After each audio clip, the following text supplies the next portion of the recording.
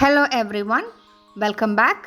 तो हम आस्वादन कर रहे थे डॉक्टर रामकुमार वर्मा द्वारा रचित ऐतिहासिक एकांकी दीपदान। अब आगे पढ़ते हैं। पन्ना और सोना के बीच का वार्तालाप हम पढ़ रहे थे। पन्ना सोना से पूछती है कि क्या वह बनवीर के कहने पर थाई माँ को उत्सव में भाग लेने को कह रही है, क्योंकि धाई माँ सोचती हैं इस उत्सव मनाने के पीछे ज़रूर एक कॉन्स्पिरेसी है। सोना जवाब देती है, फूल कुछ कहता है, अपनी सुगंधित भेज देता है, दीपक कोई संदेश भेजता है, पतंगे आप से आप आ जाते हैं।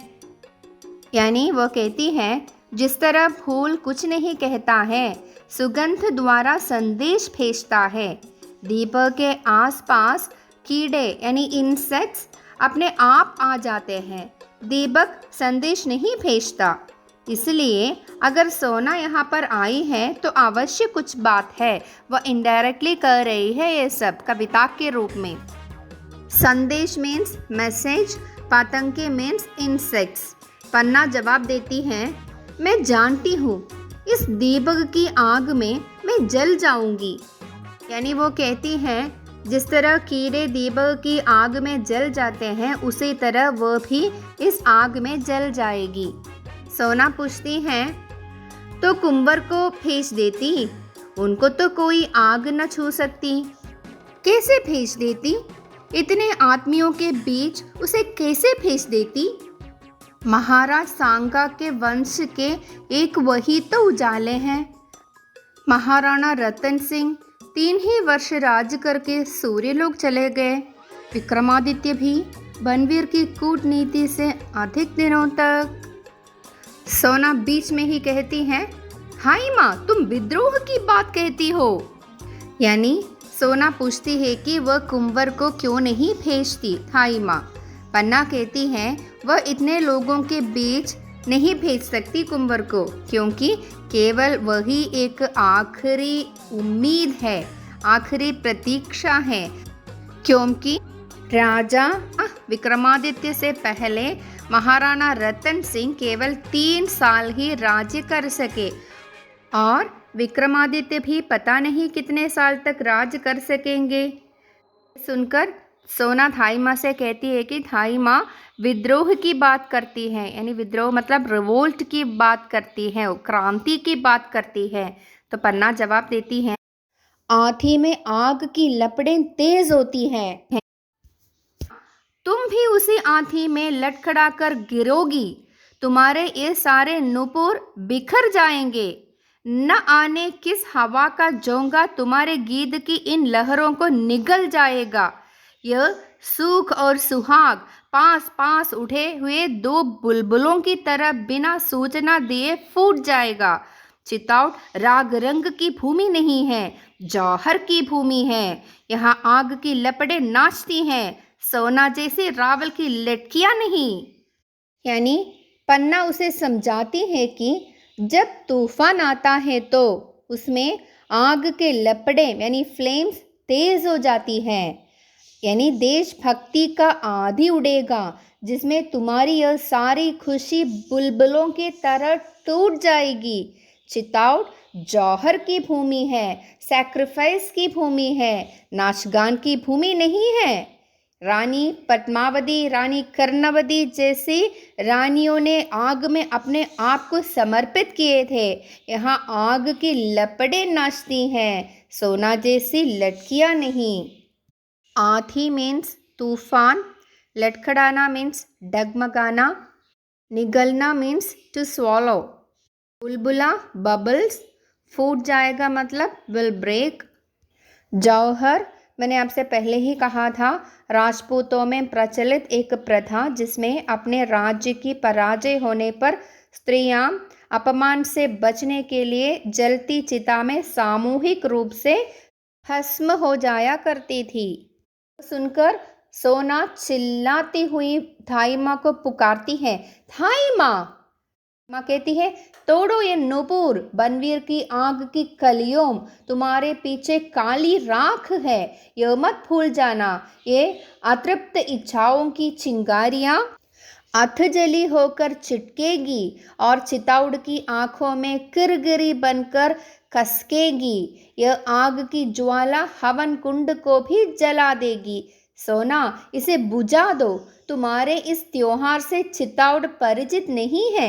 यहाँ का त्योहार आत्म बलिदान है। यहाँ का गीत मातृभूमि की वंदना का गीत है। उसे सुनो और समझो। पन्ना सोना को चेतावनी देती हैं। पन्ना कहती हैं, सोना की अतृप्त इच्छाएं यानी अनसेटिस्फाइड विशेस चिताउड़ की आंखों पर पत्थर बनकर चुभेगी। ऐसा काम मत करो जिससे अपने ही मातृभूमि की आंखों से गिर जाएगी। तुम्हारी इच्छाओं की ज्वाला वह हवन कुंड यानी यज्ञ कुंड को भी जला देगी। इस तरह के इच्छाओं को बुझाओ, मातृभूमि के विरुद्ध इच्छाओं को बुझाओ, नहीं तो यह सब कुछ जला देगी। सेल्फिश मत बनने को कहती है यहाँ थाई माँ। इस तरह के नाच गाना आदि से चिताउड़ परिचित नहीं है।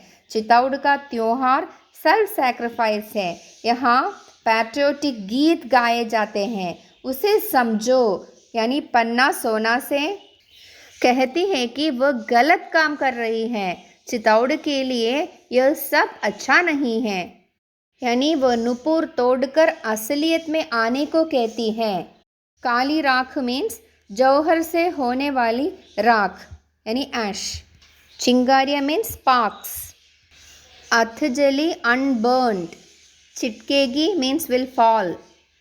किरकिरी मतलब छोटे पत्थर। बुझाना मीन्स टू एक्सटिंग्विश।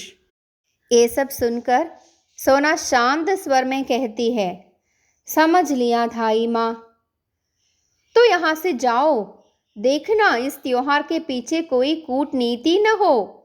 बनवीर से पूछना इस रास रंग का क्या अर्थ है। वह मेरी समझ में नहीं आएगी थाई माँ। तो जाओ, दिशाओं की तरफ उसकी हंसी में डूबी रहो, तुमसे प्रतिध्वनि भी न निकल सके। यह सुनकर सोना धीरे धीरे चली जाती है। उसके नूपुर धीरे धीरे बजते हुए दूर तक सुन पड़ते हैं। यानी पन्ना सोना से कहती है कि जाकर देखो इस उत्सव के पीछे कोई कूटनीति यानी कॉन्स्पिरेसी है। सोना कहती है ये सब बातें उसके समझ में नहीं आ सकती। वह बनवीर से नहीं पूछ सकती। सोना से यह उत्तर सुनकर थाई माँ सोना से कहती है, बनवीर के हंसी में डूब जाओ। सोना से कुछ भी नहीं होगा। प्रतिध्वनि यानी एक्को भी नहीं आ सकती। पन्ना ने सोना को असलियत बता दिया। जब वो यहाँ आई तो नाचती गाती हुई आई थी। अब वास्तविकता जानने पर वह धीरे धीरे जा रही हैं। पन्ना अपने आप बातें करती हैं। आधी रात, यह रास रंग, नगर के सब लोगों का अभाव, कुंवर उदय सिंह के लिए बुलावा, ये सब क्या है। यानी पन्ना सोचती है मिडनाइट है, आधी रात है, नगर में सब लोग उत्सव मनाने के लिए एक स्थान पर इकट्ठे हुए हैं। ऐसे समय में कुंवर को बुलाने के लिए सोना आई है। उसे कुछ संदेह हो रही है। तब चंदन यानी पन्ना धाई माँ का पुत्र आता है। चंदन दूर से अपनी माँ को पुकारता हुआ आता है। माँ, माँ। क्या मेरे लाल? माँ, इतनी कविता बनाने वाली, इतने गीत गाने वाली, इतना नाचने वाली सोना धीरे धीरे कैसे जा रही थी? गुमसुम जैसे किसी ने शाम का जहर खींच लिया हो। चंदन पूछता है कि बहुत नाचने वाली, गाना गाने वाली सोना आज धीरे धीरे स्लोली क्यों जा रही हैं? सांप का जहर यानी पॉइजन निकालने पर सांप शांत हो जाता है। उसी प्रकार सोना शांत क्यों जा रही है? गुमसुम मीन्स खोई हुई, साइलेंटली। पन्ना आश्चर्य से पूछती है, सांप का जहर? चंदन कहता है, हाँ, जहरीली तो है ही, जब बोलती है तो बातों की ऐसी चोट करती है कि कुछ कहते ही नहीं बनता। वह तो हमेशा उछलती कूदती आती थी, आज तो जैसे उसके पैर में मोच आ गई हो। चंदन कहता है, सोना शाम की जैसी पॉइजनस है, जहरीली है, क्योंकि जब भी वह बातें करती हैं तो हमें पीड़ा देती हैं, हर्ट करती हैं। हम उसके सामने कुछ बोल ही नहीं पाते। सोना हमेशा उछलती कूदती जाती हैं, लेकिन आज वो ऐसे चलती हैं जैसे पैरों में स्प्रेन आ गई है। पैर में मोच आ जाना मीन्स पैरों में अचानक पेन यानी स्प्रेन आ जाना, दर्द आ जाना। पन्ना कहती है यह सुनकर, आई थी कुंवर को बुलाने, अपना नाच दिखाने। मैंने कुंवर को नहीं जाने दिया तो बुरा मान गई। पन्ना बताती है, कुंवर को बुलाने आई थी सोना और उसने नहीं भेजा इसलिए बुरा मान गई। चंदन कहता है, हाँ माँ, कुछ दिनों से कुंवर हमारे साथ नहीं खेलते, इसी के यहाँ चले आते हैं। मैं भी उनके पीछे आता हूँ। वह कुंवर की ओर देखती हैं और कुंवर उसकी ओर देखते हैं। कहते तो कुछ नहीं, बस देखते हैं। पता नहीं इस तरह देखने से क्या होता है माँ। चंदन कहता है, आजकल कुंवर उसके साथ नहीं खेलते हैं और वह कहता है, पता नहीं क्यों कुंवर और सोना एक दूसरे की ओर देखते रहते हैं। चंदन के समझ में ये बातें नहीं आ रही हैं क्योंकि वह बहुत भोला है। पन्ना कहती हैं, कुछ नहीं, लोग देवता के दर्शन करते हैं ना तो उन्हें आनंद मिलता है। मैं कुंवर से कह दूंगी कि वे भी देवता की तरफ देखा करे, सोना की तरफ नहीं। यानी पन्ना चंदन को समझा रही है कि लोग भगवान के दर्शन करते हैं ना, उसी प्रकार सोना कुंवर को देखती है। यानी सोना कुंवर को अपनी ओर आकर्षित करना चाहती है, लेकिन यह चंदन के समझ में नहीं आ रहा है। वह बहुत छोटा है, भोला है। पन्ना कहती है कि वह कुंवर को समझा देगी कि वे भी भगवान की ओर देखा करे, सोना की ओर नहीं। चंदन पूछता है कि तो सोना बुरा न मान जाएगी माँ? पन्ना कहती है, लोगों के बुरा मानने से क्या होता है, भगवान को बुरी नहीं मानना चाहिए। तुम तो किसी को नहीं देखते चंदन। चंदन कहता है, देखता हूँ माँ, पहाड़ी खरगोश को। हो, कैसी छलांग भरता है माँ, जैसे उसमें बिजली भरी हो। पलक मारते ही पहाड़ की इस चोटी से उस चोटी पर पहुंच जाता है। पहाड़ी खरगोश से बढ़कर और कौन सी चीज है यहाँ? उसे देखकर फिर किसी को देखने की इच्छा नहीं होती। पन्ना अपने बेटे से पूछती है, वह किसी की ओर देखता है? तब चंदन कहता है, वह पहाड़ी खरगोश को यानी वाइल्ड रैबिट को देखता है। बहुत तेजी से कूदता है, बहुत स्पीड है, जैसे इलेक्ट्रिसिटी बिजली आ गई है उसमें। वह कहता है, पहाड़ी खरगोश को देखने पर और किसी को देखने की इच्छा नहीं होती। यानी वह बहुत वीर बनना चाहता है, पहाड़ी खरगोश के तरह। छलांग भरना मीन्स वेग पूर्वक उछलना। पन्ना कहती है, पहाड़ी खरगोश का क्या कहना है चंदन? उसी तरह वीरों को भी धावा करना चाहिए। धावा मतलब अटैक। पन्ना चंदन को वीर बनने के लिए कहती है। चंदन कहता है, हाँ, मैं भी उतनी ही तेजी से दौड़ सकूंगा, जमीन से आसमान तक। जमीन से आसमान तक कोई नहीं दौड़ता। हाँ, तो नाच देखने तो नहीं गया था? माँ, धावा करने वाले कहीं नाच देखते हैं? मुझे तो वो अच्छा नहीं लगता। हाँ, कुंवर को अच्छा लगता है। कुंवर कहाँ है माँ? रूठ कर सो गए हैं। क्यों?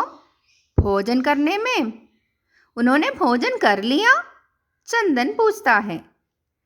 नहीं, पर कुंवर तुम्हारे उठाने से न उठेगा। तुम भोजन कर लो, मैं थोड़ी देर बाद उन्हें उठाकर बहलाकर भोजन करा दूंगी। मुझे अकेले भोजन करना अच्छा न लगेगा माँ।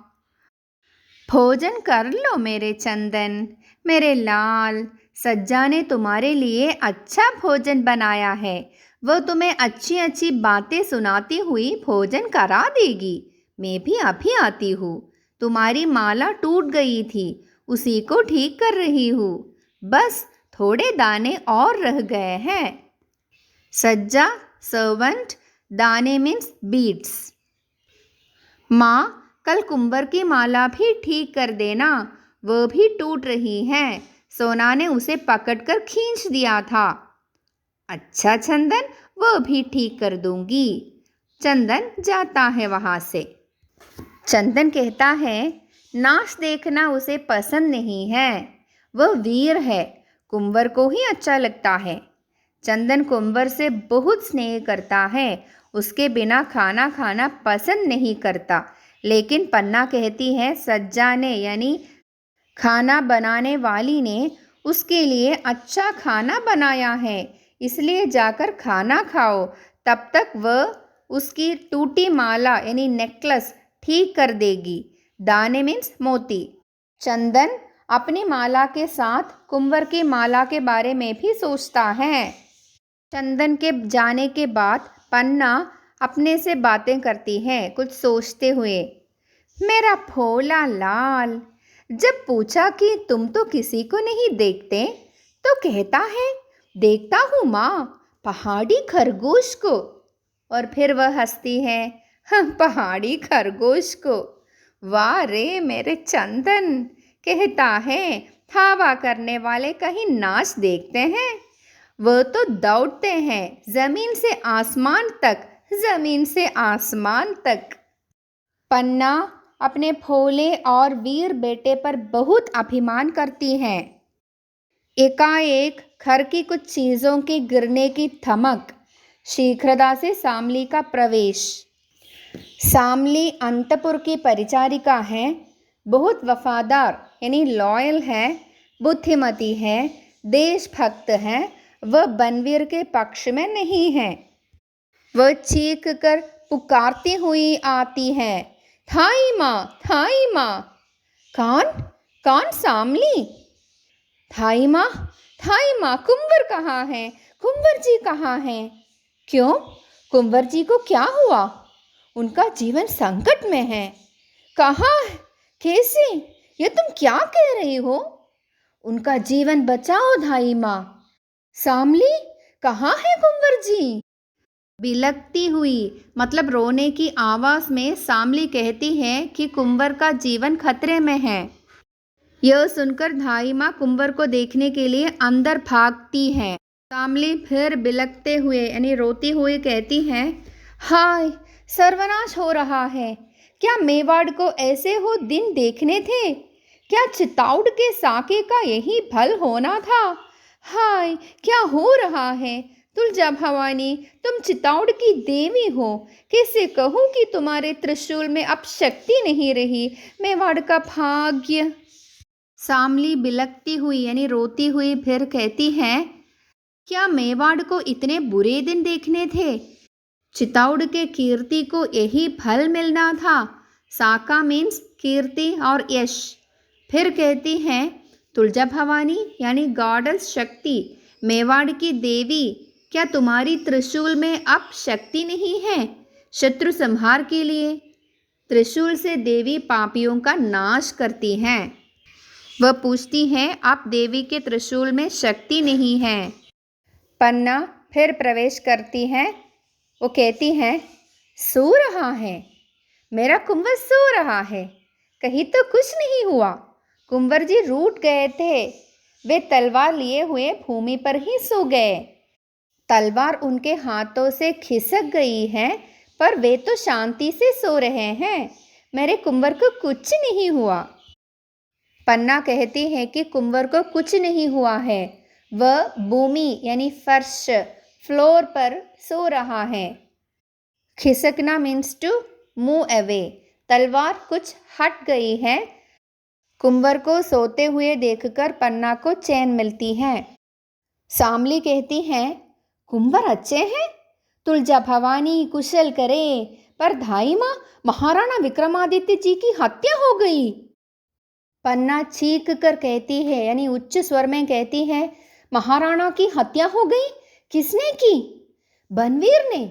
महाराणा सो रहे थे, उसने अवसर पाकर उसकी छाती में तलवार जोंक दी। पन्ना फिर से चीख कर कहती है, हाय महाराणा विक्रमादित्य जी, यह मैं पहले ही जानती थी। फिर रोने लगती है, सिसकने लगती है। शामली कहती है, कुंवर उदय सिंह के बड़े भाई महाराणा विक्रमादित्य जो अब राजा हैं, उसकी मृत्यु हो गई है। वे बनवीर को दोस्त समझते थे, नाम मात्र के लिए राजा थे, राजा विक्रमादित्य। शामली कहती है, बनवीर ने तलवार से उसकी हत्या की। यह खबर सुनकर पन्ना उच्च स्वर में कहती है कि उसे यह बात पता था, ऐसे कुछ होने वाली है, और फिर रोती है। चीखना मीन्स टू स्क्रीम, झोंकना मतलब टू ब्लो और वार करना। शामली कहती है, बनवीर ने नगर भर में आज नाच गान का त्योहार मनवाया, जिससे नगर निवासियों का ध्यान नाच रंग में ही रहे। मौका देखकर वह राजमहल गया। अंतपुर में वह आता जाता था, किसी ने रोका नहीं। उसने महाराणा के कमरे में जाकर उनकी हत्या कर दी। यह कहकर फिर से वह सिसकियाँ लेने लगती है, रोने लगती है। पन्ना स्थिर होकर कहती है, यानी अचल होकर कहती है, आज कुछ समय नाच रंग की बात सुनकर मेरे मन में शंका हुई थी, इसलिए मैंने कुंवर को वहां जाने से रोक दिया था। संभव था कि कुंवर वहां जाते और बनवीर अपने सहायकों से कोई कांड रच देता। स्थिर होना मीन्स टू स्टेबल, यानी अचल होकर धाई माँ कहती है, कुछ समय यानी अनटाइमिंगली, यानी किसी उत्सव का समय नहीं था, फिर भी उत्सव मनाने की बात सुनकर ही उसे शंका यानी डाउट हुई थी, इसलिए कुंवर को वहां जाने नहीं दिया। आज कुंवर जाते तो कुछ न कुछ गलत उसके साथ भी हो जाता। कांड मीन्स इंसिडेंट, यानी बनवीर जरूर कुछ कॉन्स्पिरेसी रच देता। बनवीर कुंवर की जान पर हमला जरूर करता। शामली कहती है, इसीलिए मैं दौड़ाई हूँ धाई माँ। लोगों ने बनवीर को कहते सुना है कि वह कुंवर उदय सिंह को भी सिंहासन का उत्तराधिकारी समझकर जीवित रहने नहीं देगा। वह निष्कंटक राज्य करेगा धाई माँ। निष्कंटक means without any hindrance, any obstacle. Shamli कहती है, बनवीर अब कुंवर उदय सिंह को भी जीवित नहीं रहने देगा, क्योंकि वही राज्य का उत्तराधिकारी हैं। पन्ना कहती है, विलासी और अत्याचारी राजा कभी निष्कंटक राज्य नहीं कर सकता। विलासी यानी लक्सोरियस, अत्याचारी मीन्स क्रूअल। राजा कभी भी बाधा रहित राज्य नहीं कर सकेगा। शामली कहती है, लेकिन रक्त से भीगी तलवार लेकर वह सीना ताने हुए अपने महल में गया है। महाराणा विक्रमादित्य के रक्त में भीगी तलवार लेकर बनवीर अपने महल में गया है। भीगी मतलब सॉफ्ट और वेट। सीना ताने मीन्स ब्रेस अप करेजियसली। पन्ना पूछती है, लोगों ने उसे पकड़ा नहीं? सैनिक चुपचाप देखते ही रहे। शामली जवाब देती है कि सैनिकों को उसने अपनी तरफ मिला लिया है, लोग उससे डरते हैं। महाराणा विक्रमादित्य का राज भी तो ऐसा नहीं था कि लोग उनसे प्रेम रखते। उनके पहलवानों की सहायता से राज्य नहीं चल सकता। सभी सामंत महाराणा से असंतुष्ट थे। शामली कहती है, सैनिकों को बनवीर ने अपने पक्ष में मिला लिया है, यानी अपने साइड में मिला लिया है, यानी सारे सैनिक बनवीर के पक्ष में थे। लोगों को उससे डर था। लोग महाराणा विक्रमादित्य से प्रेम नहीं करते थे। पहलवान यानी रेसलर्स, उन्हें रेसलिंग में इंटरेस्ट था। रेसलर्स के सहायता से राज्य नहीं चलता। सामंत यानी लैंडलॉर्ड्स भी विक्रमादित्य से संतुष्ट नहीं थे। संतुष्ट मीन्स सेटिस्फाइड, असंतुष्ट अनसेटिस्फाइड। पन्ना पूछती है, वह डरी हुई है? अब क्या होगा? शामली कहती हैं, थोड़ी देर बाद ही वह कुंवर जी को मारने आएगा। आज की रात बहुत अंधेरी है। आज की रात में ही वह अपने को पूरा महाराणा बना लेना चाहता है। किसी तरह से हो, कुंवर जी की रक्षा होनी चाहिए। थाई माँ, शामली कहते हैं कि बनवीर अब यहाँ आएगा कुंवर की जान लेने के लिए। वह आज ही सारी बाधाओं को हटाकर राजा बनना चाहता है, इसलिए किसी तरह कुंवर को बचाना है। पन्ना कहती है, कुंवर जी की रक्षा, सोचते हुए, कुंवर जी की रक्षा अवश्य होगी, अवश्य होगी। अब मेवाड़ का उत्तराधिकारी एक यही तो राजपूती रक्त है। दासी पुत्र बनवीर को चितौड़ सहन नहीं कर सकेगा। यानी पन्ना कहते हैं कि कुंवर जी की रक्षा अवश्य होगी, क्योंकि केवल उदय सिंह ही एक असली राजपूती रक्त बचा है। वही है मेवाड़ की उत्तराधिकारी। दासी पुत्र यानी दासी में जन्मा हुआ बनवीर को चितौड़ के लोग राजा नहीं मानेंगे। मेवाड़ की राजधानी यानी कैपिटल थी चितौड़। तब शामली कहती हैं, यह तो आगे की बात है, पर तुम कुंवर जी की रक्षा किस तरह करोगी? शामली कहती है, यह सब आने वाली बात है। बनवीर को लोग पसंद करे या ना करे, लेकिन अब कुंवर को कैसे वह बचाएगी? पन्ना कहती है, मैं इस अंधेरी रात में ही उसे लेकर कुंभलगढ़ भाग जाऊंगी। कुंभलगढ़ एक प्लेस का नाम है। शामली पूछती है, और चंदन कहाँ रहेगा? पन्ना जवाब देती है, जहाँ भगवती तुलजा उसे रखेगी। मेरे महाराणा का नमक मेरे रक्त से भी महान है। नमक से रक्त बनता है, रक्त से नमक नहीं। नमक से यानी अन्न से खून, ब्लड बनता है, खून से नमक नहीं। महाराणा का अन्न उसने खाया है, इसलिए उसका कर्ज चुकाना पड़ता है। She want to be loyal. मातृभूमि के लिए वह अपने प्राण भी त्याग सकती है।